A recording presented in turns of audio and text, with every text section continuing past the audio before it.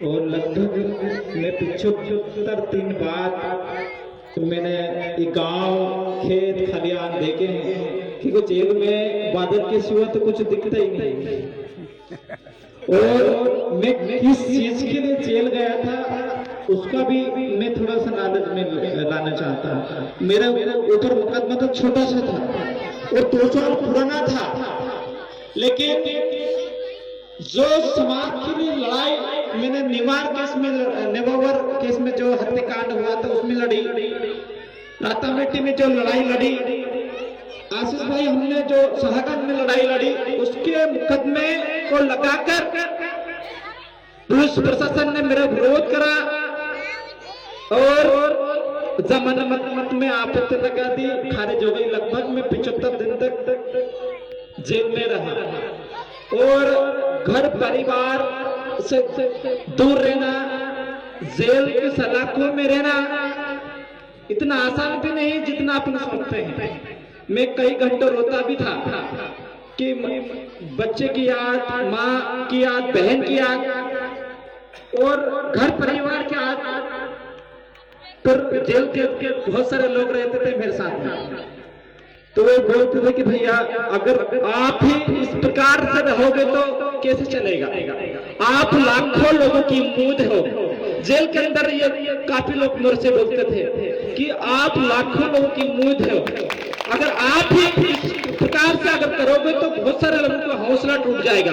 वो मुझे जेल से हौसला देते थे और मैं भी फिर थोड़ा सा हिम्मत में आ जाती थी कि ठीक है, कोई गलत काम करके तो जेल में आए नहीं,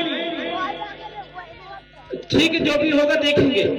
लेकिन जिन लोगों ने मुझे फंसाया उन प्रशासन को कहना चाहता हूं कि ये जेल की सलाखों में इतना दम नहीं कि रामदेव पिपलिया घोंसले से तोड़ दे। हम समाज के लिए आखिरी सांस तक लड़ने के लिए तैयार हैं और आगे भी लड़ेंगे और आगे भी लड़े हैं। जो कुछ लोगों का ऐसा लगता है कि झूठा मुकदमा कर दिया तो रामदेव घर में घुस के बैठ जाएगा, जेल में डलवा दिया तो घर में घुस के बैठ जाएगा। पर ये गलतफहमी दिमाग से निकाल दो। मैं समाज के लिए आखिरी सांस तक लड़ने के लिए तैयार हूं। अगर फांसी के फंदे पे झूलना पड़े तो उसके भी लिए तैयार हूं, लेकिन समाज के ऊपर अन्याय बर्दाश्त नहीं होगा। तुम कितने बार जेल में डालो, अभी तक लगभग 11 बार से 12 बार जेल में डाल चुके हैं ये लोग। शायद इतनी तो उम्र नहीं मेरी, 24-25 साल उम्र, शायद 43 मुकदमे लगाए, 47 मुकदमे कम नहीं होते। लेकिन मैं फिर भी कहना चाहता हूं कि 47 नहीं 100 लगा दो, लेकिन समाज की लड़ाई बंद नहीं होगी, इस बात को ध्यान रखना।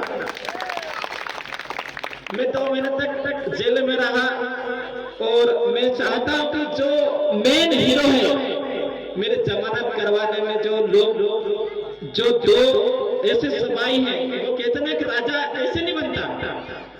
राजा को राजा बनाने के लिए, बरकरार रखने के लिए एक सेना की जरूरत होती है और उस सेना की काम आप सब लोगों ने करा है। मैं 2 व्यक्ति की इससे सच्चाई को बुलाना चाहता हूँ यहाँ पे, गोविंद भाई सलाम और आकाश भाई की यहाँ पे आओ।